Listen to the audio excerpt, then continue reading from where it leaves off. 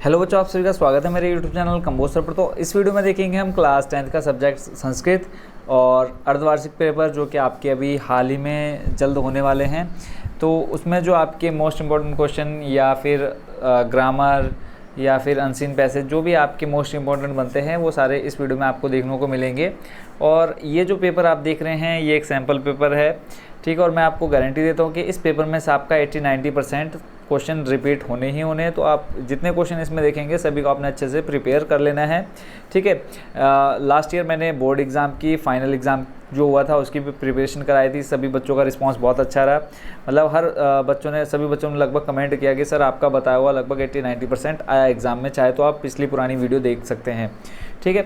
और class 10th के आपके जितने अदर सब्जेक्ट हैं उन सभी के मैं ऑलरेडी वीडियो अपलोड कर चुका हूं। तो आप उसका लिंक मैं डिस्क्रिप्शन में दे दूंगा, आप डिस्क्रिप्शन से जाकर के उसकी प्लेलिस्ट देख सकते हैं, ठीक है। तो सारे क्वेश्चन पेपर लगभग कंप्लीट हो चुके हैं क्लास 10th के। तो टाइम वेस्ट न करते हुए चलते हैं सीधा क्वेश्चन पेपर पर। सब्जेक्ट आपका संस्कृत, घंटा समय आपको मिलेगा 3, ठीक है। और पूर्णांक जो आपके रहेंगे इस बार आपके 80 नंबर का आएगा थ्योरी का पेपर, ठीक है। पहला जो क्वेश्चन है इसमें देखो कुछ ऊपर आपको दे रखा है, अस्मिन प्रश्न पत्र चत्वारः खंडा सन्ति उत्तराणि पृथक प्रदत्तायाम उत्तर पुस्तिकायाम लेखनी यानी प्रत्येक खंडम अधिकृत्यम उत्तराणि क्रमेण एकस्मिन् स्थाने लेखियानि। बोला है कि यहाँ पर पूरे 4 खंडों में पूरे पेपर को क्या कर दिया गया है, बांट दिया गया है। जैसे खंड का खा ऐसे करके बांट दिया गया है। पहला जो है वो है अपठितांश आबोधनम। जैसे इंग्लिश में आप अनसीन पैसेज देखते हैं वैसे संस्कृत में आपका अनसीन पैसेज दिया हुआ फर्स्ट नंबर में और उससे रिलेटेड आपके क्वेश्चन आंसर दे रखे हैं।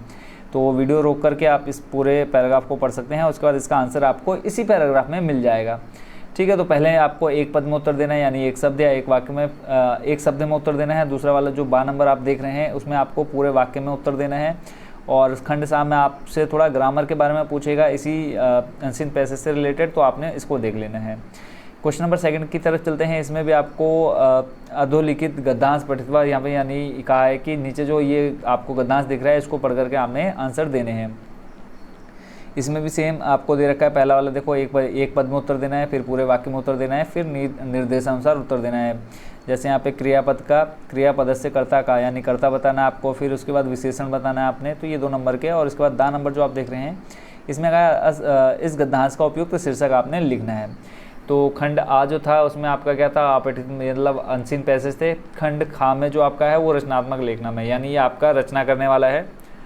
तो इसमें देखते हैं क्या क्या आता है आपका रचना करने के लिए। और paper same to same pattern पर आएगा, कोई पैटर्न इसमें चेंज नहीं हुआ है, क्योंकि कई बच्चे कन्फ्यूजन में है कि प्रैक्टिकल मार्क्स मिलेंगे तो पैटर्न चेंज हो जाएगा। कोई पैटर्न चेंज नहीं हुआ है इसमें। देखो रचनात्मक लेखन में यानी इसमें कहा है एक एप्लीकेशन आपका आया है इसमें, मित्र प्रति परीक्षा सफलतम लिखितम पत्र मंजूषा प्रदत्ते, यानी मित्र जो आपका दोस्त है वो क्या हो गया, शायद पास हो गया अच्छे नंबर से, तो आपने उसको एक पत्र लिखना है। नीचे जो शब्द दिए हैं इनको आपने भरना है। जैसे आपने नंबर 1 दिख रहा है, फिर इधर नंबर 2 नंबर 3 दिख रहा है, तो इनमें से आपने क्या करना है, शब्द उठाने हैं और यहाँ पर आपको भरने हैं। तो ये वाला जो लेटर है इसको आपने अच्छे से तैयार कर लेना है। आपके हाफ ईयरली में भी आएगा और ईयरली वाले पेपर में भी आपको ये देखने को मिलेगा। तो इसका जो आगे का पार्ट है वो यहाँ पर आपको दिख रहा होगा। आपने ये वाक्य पढ़ने और इन्हीं को समझ करके आपने जो वहाँ पे शब्द दे रखे हैं उनको उठा करके इस पूरे पेपर में भरना है, ठीक है। टोटल 10 देखो 10 तक है यहाँ पे, और यहाँ पे आपको 10 ही शब्द दे रखे होंगे, ठीक है। तो इनको आपने अच्छे से कर लेना है तैयार। नेक्स्ट चलते हैं क्वेश्चन नंबर 4 पर। क्वेश्चन नंबर 4 में इसमें कहा है कि नीचे आपको यहाँ शब्द देखो, मंजूषा देखो, तावत अस्मिन अपितु शग्नोशी आंग्ल भाषायाम। तो ये शब्द आपको दे रखे हैं। इन शब्दों को आपने ये ऊपर जो संवाद दिया हुआ है यानी इनकी बातें दे रखी हैं लता और गीता की, तो यहाँ पर आपने इन शब्दों को उठा करके भरना है।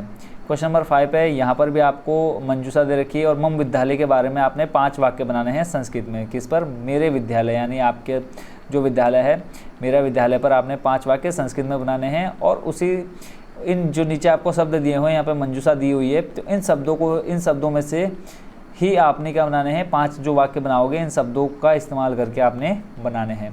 खंड गा की तरफ चलते हैं। ये आपका व्याकरण से संबंधित है। यहाँ पे आपने संधि तथा संधि विच्छेद करके बताना है।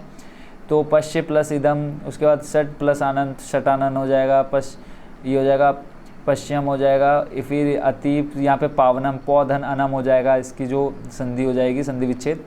इसके बाद 7वां नंबर है समास बताना है आपने, समास विग्रह करके बताना है और समास बताना है। 4 क्वेश्चन है 4 नंबर के। देशभक्तान यहाँ पे देखो जिसके नीचे ये आप लाइन देख रहे हैं, अंडरलाइन देख रहे हैं, इन्हीं का आपने क्या करना है, समास तथा समास विग्रह करना है। ऐसे ही जो आपका ऊपर संधि विच्छेद है, वहाँ पे जिसके नीचे अंडरलाइन आप देख रहे हैं, उसी का आपने संधि विच्छेद और संधि करनी है।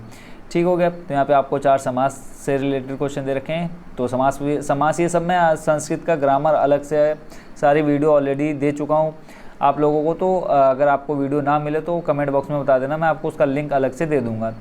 ठीक है। तो नेक्स्ट जो क्वेश्चन है समास के बाद, वो है आपका क्या करना है, यहाँ पे प्रकृति प्रत्यय। इस पर भी मैं वीडियो बना चुका हूँ। तो ये यहाँ पे आप लगभग जितने क्वेश्चन देख रहे हैं लगभग सारे इंपॉर्टेंट हैं। ग्रामर वाला सेक्शन जितना आप देख रहे हैं सारा इंपॉर्टेंट है, इन सबको आपने अच्छे से प्रिपेयर कर लेना है। यहाँ पे भी आपको क्या कहा है, जो शब्द आपको दे रखे हैं साइड में, उन्हीं को उठा करके आपने क्या करना है, प्रकृति प्रत्यय यानी इनको जोड़ करके आपने जो वाक्य बने, शब्द बनेगा, उसको यहाँ पे आपने भरना है। तो मम देशः भवेत्, तो शक्ति प्लस मातुक, तो इसको जोड़ करके जो आपका प्रकृति प्रत्यय बनेगा वो आपने यहाँ पर भर देना है। ऐसे ही आप वीडियो को रोक करके नीचे के बाकी से भी पढ़ेंगे। इनमें से जिसका आंसर ना मिला आप कमेंट करके आप बता सकते हैं कि सर इस वाले क्वेश्चन का ये आंसर बता दीजिए। नेक्स्ट जो क्वेश्चन है, नेक्स्ट क्वेश्चन है यानी क्वेश्चन नंबर 9। यहाँ पे भी आपको मंजूषा दे रखी है, यानी शब्द दे रखे हैं, एव इव यथा तथा कुतः मम, और यहाँ पे आपको अव्यय शब्द भरना है। नीचे आपको वाक्य दे रखे हैं, इसमें से आपने उठा करके इन वाक्यों में शब्द भरने हैं ये वाले। क्वेश्चन नंबर 10 है, यहाँ पे आपको नीचे लिखे वाक्यों का वाच्य परिवर्तन करना है। ठीक है, यानी एक्टिव पैसिव, जैसे इंग्लिश में आपने एक्टिव पैसिव सीखा है वैसे आपका यहाँ पे वाच्य परिवर्तन होगा। 3 वाक्य दे रखे हैं और एक नंबर का एक वाक्य है।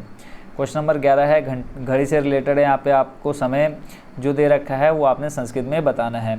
जैसे यहाँ पे पूरे कितने बज रहे हैं, 5 बज रहे हैं, तो यहाँ पे आ जाएगा पंचवादने। ठीक है, तो ये देखो पादोन होता है, सार्ध होता है, तो ये घड़ी के भी मैंने अलग से क्वेश्चन आपको बता दिए थे, तो आप वो वीडियो भी ज़रूर देख लेना। ठीक है, अब चलते हैं नेक्स्ट क्वेश्चन की तरफ। यहाँ पे देखो प्रातः प्रातः परातः पूर्वाह्न, तो यहाँ पे जो समय आपको वहाँ दे रखा है सिर्फ आपने संस्कृत में उस टाइम को लिखना है, कितने बजकर कितने मिनट हो गए हैं। नेक्स्ट जो क्वेश्चन है क्वेश्चन नंबर 12।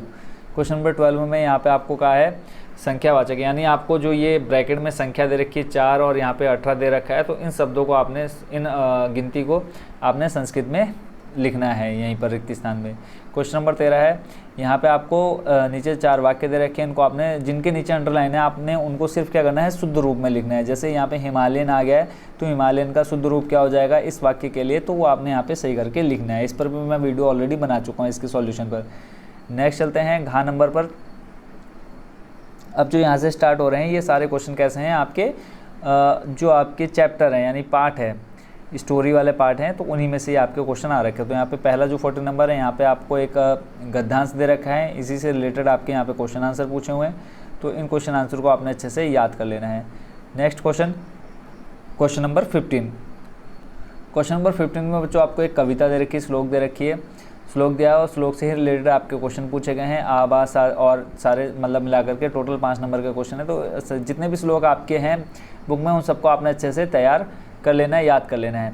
क्वेश्चन नंबर 16 में यहाँ पे आपको राम और लव कुश की आपस में बातचीत दे रखी है, राम लव कुश की बातें दे रखी है, यानी उनकी जो कन्वर्सेशन है वो दे रखी है। और यहाँ पे आपको क्या करना है, इसी से रिलेटेड आपसे क्वेश्चन आंसर पूछे गए हैं, तो उसके आंसर आपने यहाँ पे इस पूरे गद्यांश को पढ़ करके आपने उसके आंसर देने हैं। ठीक हो गया। तो चलते हैं इसी के बाकी जो क्वेश्चन बचे हुए हैं, वीडियो रोक करके आप जहाँ समझना है वीडियो को रोक करके पूरे क्वेश्चन को आप अच्छे से पढ़ सकते हैं। तो यहाँ पे देखो पहला वाला आपने एक शब्द में आंसर देना था, यहाँ पे आपको पूरे वाक्य में उत्तर देना है। फिर उसके बाद नेक्स्ट देखो यहाँ पे आ रखा है वाल्मीकि कुश लव्य गुरु केन संबंधित अस्ति, यानी कुश और लव का किस तरह से संबंध है। क्वेश्चन नंबर 7 दे रखा है, यहाँ पर निर्देशानुसार उत्तर लिखा। तो यहाँ पे आपका जो संस्कृत से यानी ग्रामर से रिलेटेड क्वेश्चन है वो आपको यहाँ 2 देखने को मिल रहे हैं। क्वेश्चन नंबर 17 है, यहाँ पे श्लोक दे रखा है आपको और उसका भावार्थ नीचे दे रखा है। ठीक है, पर कुछ शब्द आपके यहाँ छोड़ रखे हैं, तो इस भावार्थ को आपने पूरा करना है। अगर आपने ये श्लोक अच्छे से याद किया है तो आप इसको ईजिली कर सकते हैं। इसी के खा नंबर में भी सेम आपको श्लोक दे रखा है और उसको भी उसी तरह पूरा आपने भरना है। नेक्स्ट देखते हैं क्वेश्चन नंबर 18। इसमें कहा है नीचे आपको श्लोक दे रखा है, ये भी आपका वही है, यहाँ पे भावार्थ दे रखा है और यहाँ पे भी आपको सेम टू सेम भरना है।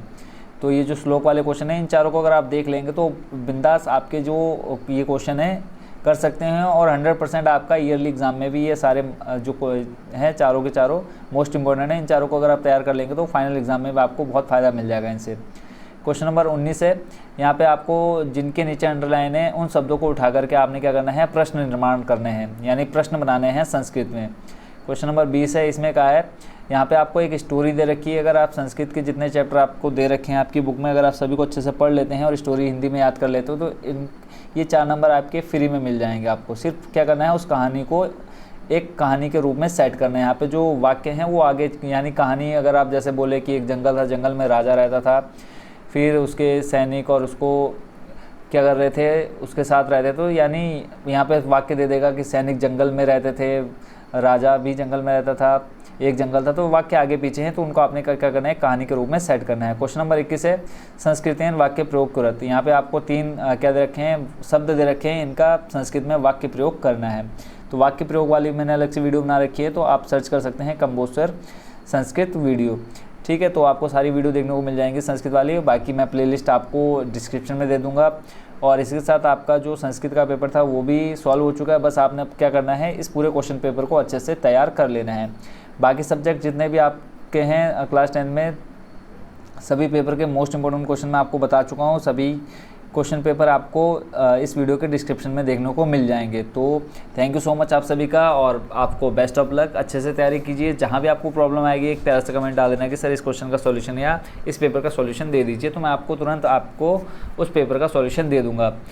Best of luck final exam के लिए भी। अभी से अच्छे से मेहनत करो, लास्ट का वेट नहीं करना है कि लास्ट के 1-2 महीने में तैयारी करेंगे, अभी से लग जाओ मेहनत से, क्योंकि 3-4 महीने आपके पास सिर्फ बचे हुए हैं। तो मिलते हैं नेक्स्ट वीडियो में नए पेपर के साथ। Thank you so much watching for this video.